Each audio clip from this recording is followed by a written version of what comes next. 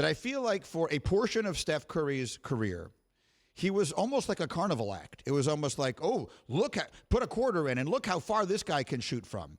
And then slowly but surely, we started to recognize, no, hold on a second, he's actually a great player. And now this little renaissance, if you will, this post-KD era of Steph actually has me wondering things like, should we be talking about him with the greatest players of all time? And I can't make up my own mind where I fall on that, and so I put it to you. Oh, the answer is unequivocally yes. Now, I'm not going to sit here and rank the players. You know, people throw around he's a top 10, he's a top 12 player, whatever, with KD and with Steph, and I think they do that without sitting down and listing who the top 10 or 12 players are. And you realize it's pretty damn hard to get into the top 9 or 10 players. You're talking about knocking a Shaq or a Kobe or whoever out of that list. But, yeah, Stephen Curry absolutely belongs in that conversation. And we could talk about why maybe people have been slow to realize that. But when it's all said and done, no-brainer top 20, probably top 15. And if he keeps going like this, he absolutely belongs in that. I mean, you're sitting here talking about how can I differentiate between Steph Curry and Hakeem Olajuwon? I mean, that's the level we're already at, and that's like a top 12 to 15 level right off the bat. So let's go back to the first part of that. Why were people try and put into words? I can't do it. Let's try and put into words why we were slow to anoint him in that way. Because we're bad at watching what happens off the ball. So your traditional great apex predator superstar player, they're great because they draw two guys to them or they score, right? Those are your two options. We either score or we double. Very simple.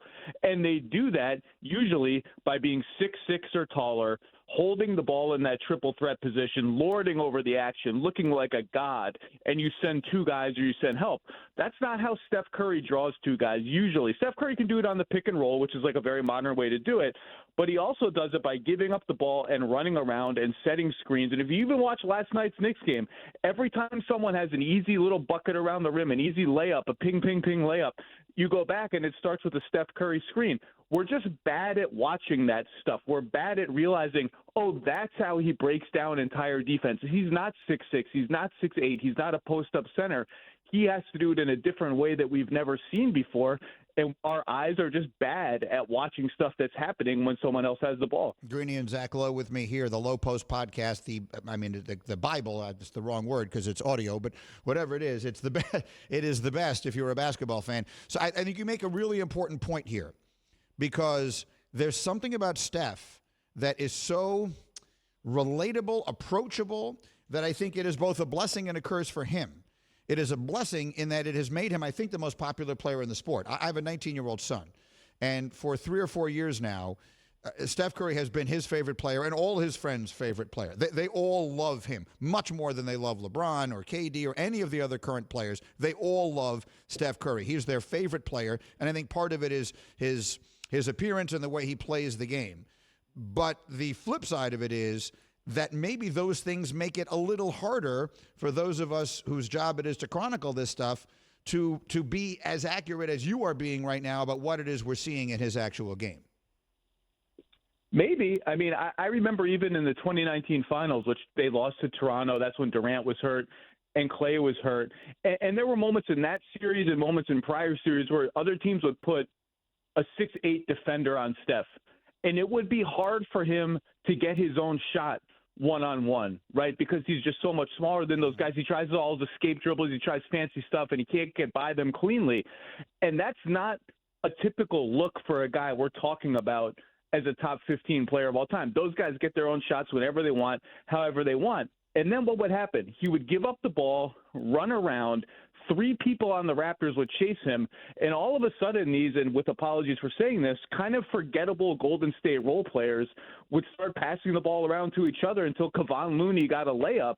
And it's like, well, how the heck did Kevon Looney just get a layup? Oh, because Steph drew 3 guys 35 feet from the rim. It's just a different way of doing it, and that's hard to process.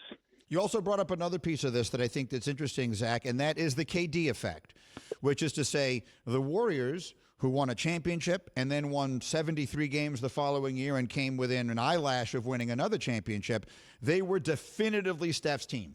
He had the other thing that the all-time greats have, which is they have their own team.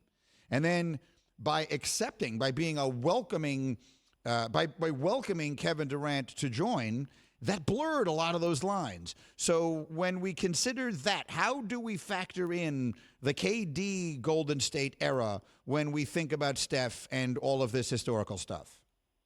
Yeah, there's really no overplaying how big that move was and how it rippled across the NBA. And so you look back, 2015 they win, the Warriors win. 2016 they lose the epic 7-game series when Draymond gets suspended and the chase down block and all that. Then KD leaves. And my favorite what if of the last 10 years is not just what if Kevin Durant stays in Oklahoma City or whatever, but the Cleveland team that came back the next year, I think, was the best Cleveland team LeBron ever had. They steamrolled through everyone in the East. When they bothered to try, no one in the East could touch them. They were an amazing team, one of the best offensive teams ever. And then you get to the finals, it's like it's not even fair. The KD Warriors were not even fair. They were totally unbeatable.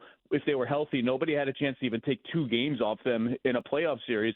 And it warped, I think, our perspective on Curry, Durant, LeBron, those Cavaliers, everybody. And, yeah, it would be fascinating to go back and retrace that. And that combined with the fact that Steph hasn't won a finals MVP, I think sort of has this hovering perception over him of something's missing for some people because of how tall he is, how he plays is different, and he has that alleged missing piece. But a lot of it is because that KD signing there just sort of, tilted the scales to the point that it was almost unfair.